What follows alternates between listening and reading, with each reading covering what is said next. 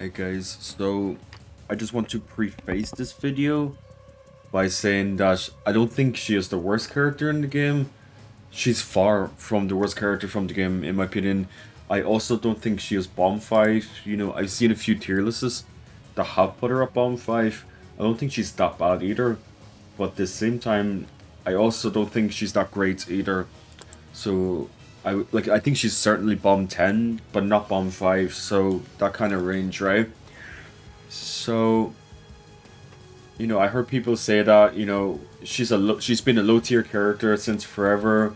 Why would he expect anything else, right? But in my opinion, I thought she was very strong in Tekken 7. I thought she was like above average in Tekken 7.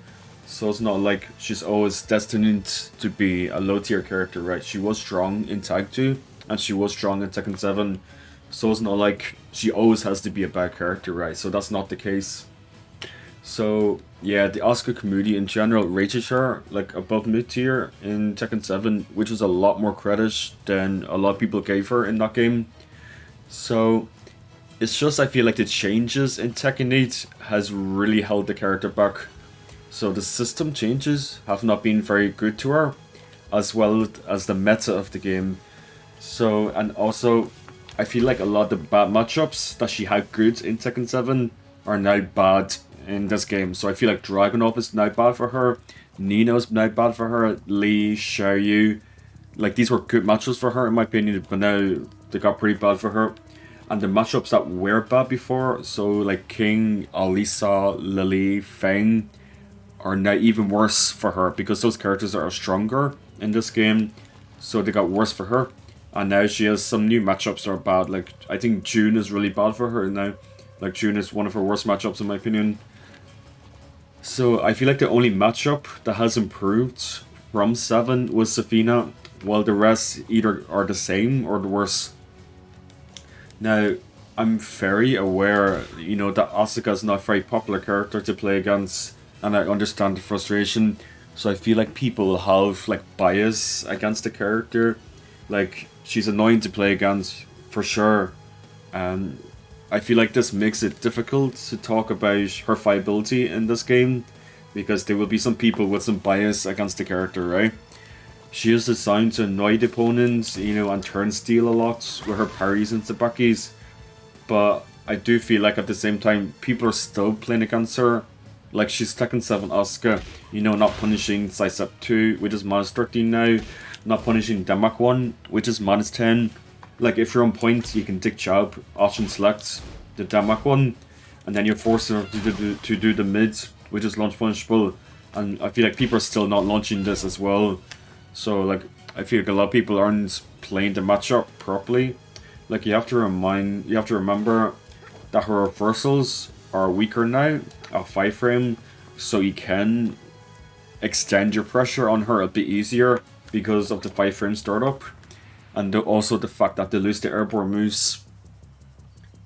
And also, it's not too scary to eat the reversal, because in this game, instead of doing like real damage, it does grey light damage. So as you can see, it's all grey life. So there's a chance for you to gain the back, right, after a successful reversal. So now, I'm getting used to her changes, but I am still of the opinion that the system doesn't really favor that much. Now, there is one thing that she does good in this game, and that's cancans. Even though cancans are nerfed themselves, minus 8 with no pushback, like they are worse by themselves in this game, but they do beat heat burst, and they can't be low parries in this game. So it's a bit of a mix between buff and nerf, right? But they do beat heat bursts, so I can pressure the opponents at plus frames and frame trap at cancans and still beat heat burst, which is a pretty big privilege in this game. But other than that, I feel like the system has been pretty bad for her. By bad, I mean like her reversals got nerfed, but they also removed a lot of counter hits from her. No, I know they removed a lot of counter hits from most characters, but I feel like especially for Asuka, it's pretty noticeable. Like 4 for 3 counter is gone, which is like massive. It used to be a launcher and now it's a knockdown. Magic 4 got a launcher taken away, which is okay, that's universal. Stuff like 113 is no longer counter launcher, it's just this now. So it does hurt her counter hit game that she always had, right? So reversals are worse in this game because I said they're 5 frame startup instead of 3. You know, they give Grey life fully this time. Her follow-up's a little bit worse in this game. They don't give a wall combo, so if we go to the wall, you just have to take my word first. So they don't give a wall combo anymore, just a free 4-2 follow-up. And airborne moves beats them now, so you can do airborne moves on them, such as hop kick or whatever pressure tool you have. It makes it easier to pressure Asuka. Her movements got a lot worse in this game. So in Tekken 7, she had above average sidestep, and she had above average backdash. But in this game, she has the second worst backdash in the game, and she has a below average sidestep. So this was done as someone did a study, you know, of characters' movements, and Asuka was ranked at the very bottom of King. But King has Jaguar step backwards anyway, so it doesn't matter too much, right?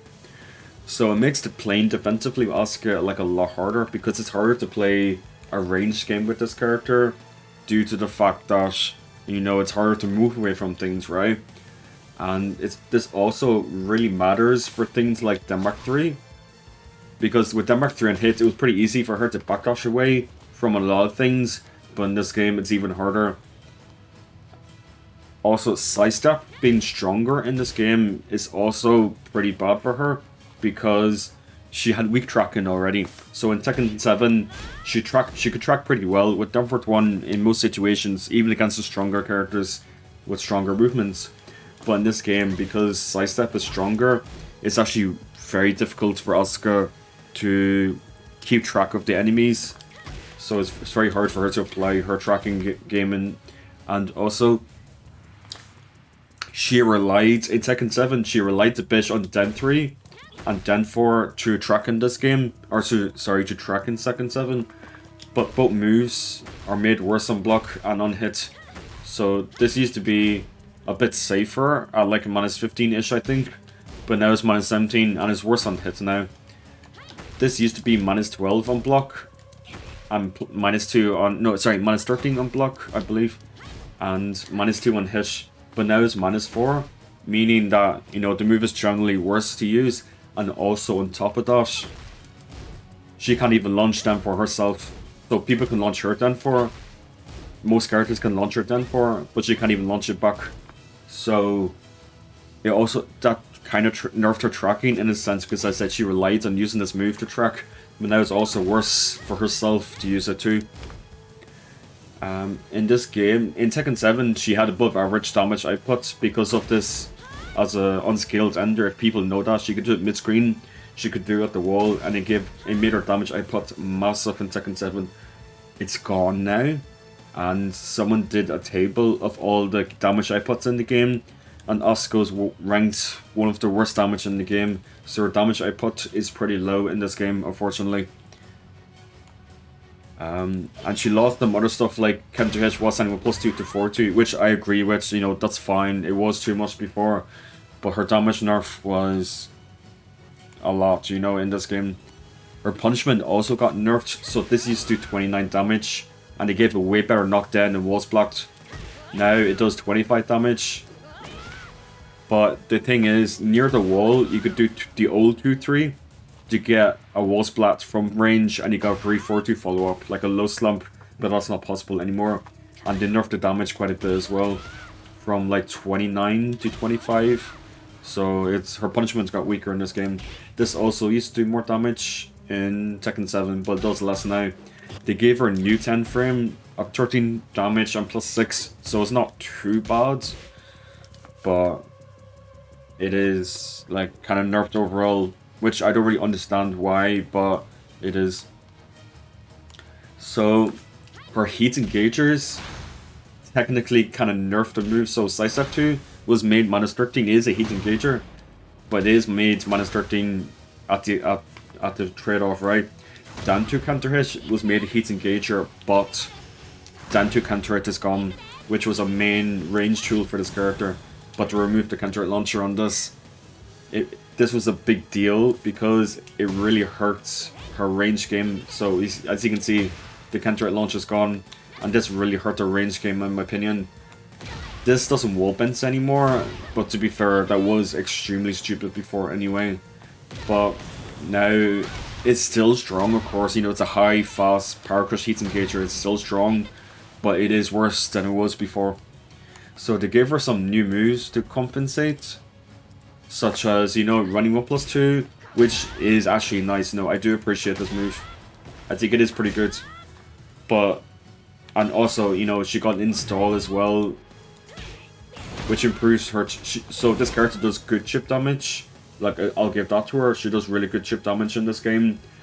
But I feel like everything she lost coming into this game, I just feel like this new stuff doesn't really justify it, you know? It doesn't really justify what she lost. So, but like, you know, I do appreciate them. Like, she has to play differently, of course. She has to play more aggressively. And this is just another thing that I want to talk about a little bit. So, they obviously want her to be more gorilla in this game, right? They want her to be more like Unga 50-50 character in this game. Because like I said, they nerfed her defensive tools, such as can-cans, reversals. The fact you can throw them. She lost a lot of counter hit options. So, and they nerfed her movement as well. Her backdash and her sidestep are a lot worse now.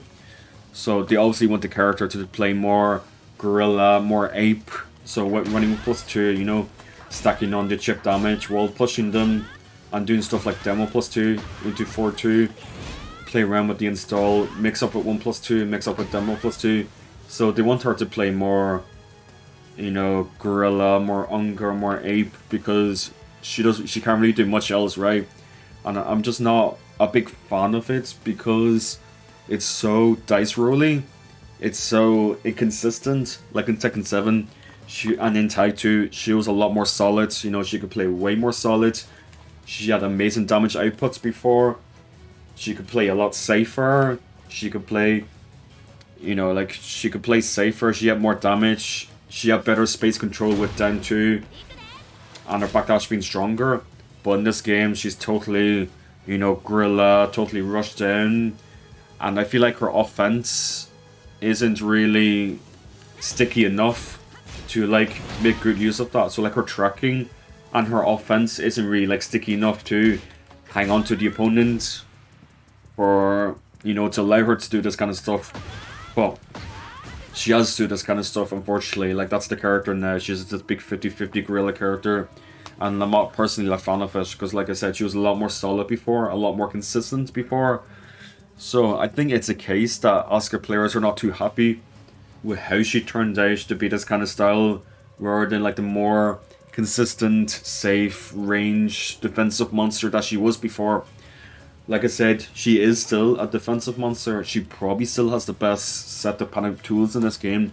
You know, her Sabaki's, her reversal is still okay. You know, it's worse, but it is still okay. She still has 11 frame magic for her in a game where a lot of them were made slower. But it's just not a playstyle I'm a fan of in this game. And I think that's where a lot of my frustration comes from with this character. And I feel like the other characters can do this 50-50 style, like, just as good as her, if not better. But also, they can play more well-rounded in terms of poking, in terms of aggression, in terms of their offensive tools. They can play a bit more safely, more well-rounded, like, than this character can do. But, you know, just to end this video on this note, I don't think she's bad. Like every character can still win in this game, right? I do think she's relatively bad in this game. That's very important to emphasize. I don't think she's bomb 5, but she might be like number 6, number 7, like worst character in the game, right? And I feel like that's being a bit generous, because a lot of people are putting her like as the absolute worst character, or bomb 3, or bomb 5, you know. She has to play differently, for sure. I'm just not sure if I like it, but I'm willing to try it, and, you know, like, I'm still gonna play her, you know, this is my favorite character in fighting games, so I'm still gonna play her and try and explore everything, but it's just not looking amazing. That's what I think. But, you know, a patch could come next week or 2 weeks, buff her insanely. Like in Tekken 7.0, she was also like really bad. But then the console version came, she got a lot of buffs, and she got a lot of buffs over time, over seasons. So something similar might happen. You know, she might be put in a better spot. But like I said, you know, it's not unwinnable. Every character can still win. The game's not that unbalanced. It's just in the grand scheme of things, she is relatively bad. That's the point I'm getting at. But yeah, I hope this puts more clearly my thoughts on this character, especially after 1 month. You know, I got to play her a lot. So I hope it puts more, you know, substance in what I say in general about this character. But yeah, thank you for watching, everyone. Take care. Let me know what you think about Asuka in Tekken 8. Peace.